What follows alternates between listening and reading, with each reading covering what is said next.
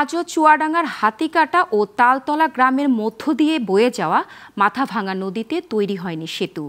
দুই পাড়ের কমপক্ষে ২১ গ্রামের মানুষকে চলাচল করতে হয় বাঁশের সাঁকোতে, আর সেতু না থাকায় বড় গাড়িও আসে না। পায়ে হেঁটে, মোটরসাইকেল ও সাইকেল নৌকায় তুলে পার হয় নদী। এভাবেই প্রতিদিন বাঁশের সাঁকো পেরিয়ে কাজে যাচ্ছে হাজারো মানুষ, স্কুল কলেজে যাচ্ছে শিক্ষার্থীরা। গ্রামবাসীর অভিযোগ, বহুবার সংশ্লিষ্ট কর্তৃপক্ষকে জানিয়েও কোনো সমাধান মেলেনি।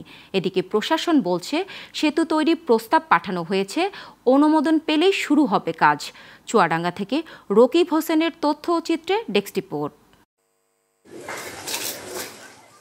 শত বছর ধরে চুয়াডাঙ্গার হাতিকাটা ও তালতলার ২১ গ্রামের মানুষ মাথাভাঙা নদী পার হচ্ছে নৌকায় আর বাঁশের সাঁকোতে। এই আধুনিক যুগেও স্থানীয় বাসিন্দা আর শিক্ষার্থীদের কলেজ ও বিদ্যালয়ে চলাচল করতে হয় নৌকায়।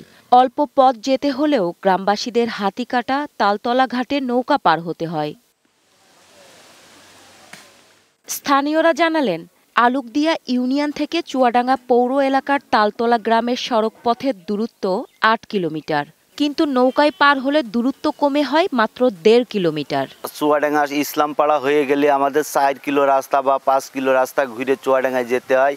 আর আমাদের মাথাভাঙা যদি সেতুটা হয়ে যায়, আমরা হাতিকাটা দিয়ে আধা কিলো বা ১ কিলো রাস্তা হয়ে আমরা চুয়াডাঙ্গায় যেতে পারি। তো অনেক ছাত্রছাত্রী আছে যারা পড়াশোনা করতে অনেক সময় শহরে যায়, ঘাট পারাপার হয়ে যায়, তো অনেক রকম বিপদের সম্মুখীন হয় ওরা।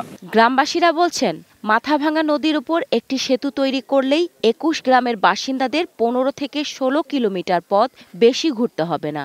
মেহেরপুর জেলা ও চুয়াডাঙ্গা শহরের সাথেও যোগাযোগ সহজ হবে, কিন্তু বহুবার জানানো হলেও কোনো উদ্যোগ নেয়নি প্রশাসন। এই ঘাটে পারাপার চলিয়ে যাচ্ছে, আজ একটা ঘাটের ব্রিজ ফ্রিজ হইল না। মাপজোপ হয় কিন্তু ব্রিজ হয় না। মেহেরপুর, চুয়াডাঙ্গা, আলমডাঙ্গা লোকজন যাতায়াত করে, ব্রিজটা হলে সবার জন্য ভালো। এটা এদিকে এলজিইডির কর্মকর্তারা জানান, গুরুত্ব বিবেচনা করে এরই মধ্যেই সেতু তৈরির জন্য প্রস্তাবনা পাঠানো হয়েছে। অনুমোদন পেলেই শুরু হবে কাজ। আমরা সরজমিনে একটা পরিদর্শন করেছি, আমরা দেখেছি যে ব্রিজটি ৯৬ মিটার হলে হয়। আমাদের আন্ডার 100 মিটার প্রজেক্টে এটা বিভক্ত করার জন্য আমরা শহর দপ্তরে প্রেরণ করেছি। শহর দপ্তরের পর্যায়ে ওটা অনুমোদন হলে, আপিল পর্যায়ে প্রেরণ করলে কাজটি বাস্তবায়ন করা হবে। শিগগির সেতু নির্মাণ করে এলাকাবাসীর ভোগান্তি দূর করবে সংশ্লিষ্ট কর্তৃপক্ষ, এমনটাই প্রত্যাশা চুয়াডাঙ্গাবাসীর। Global television news desk.